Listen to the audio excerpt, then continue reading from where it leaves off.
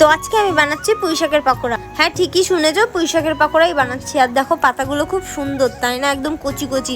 তো আমি না এই পুঁই শাকের পাকোড়াটা না কোনোদিন খাইনি, শুনেছি বলে ভালোই টেস্টি লাগে খেতে। তো চলো আজকে ট্রাই করা যাক কেমন লাগে খেতে।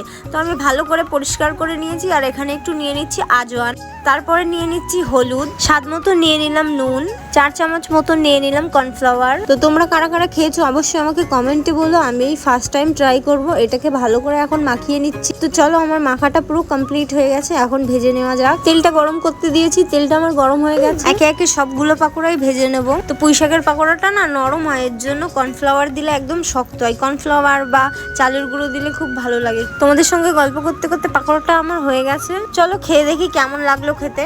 তো এর মধ্যে একটু সস নিয়ে নিয়েছি, কারণ আমি ঝালটা দিয়েছিলাম অনেক। খেতে ভালো সুন্দরই লাগছিল, কিন্তু একটু পাপড়ের মতো হয়ে গেছিল। মানে আমি তো ফার্স্ট টাইম ট্রাই করলাম, কিন্তু ভালোই লেগেছে। তোমরাও ট্রাই করতে পারো। আর ভিডিও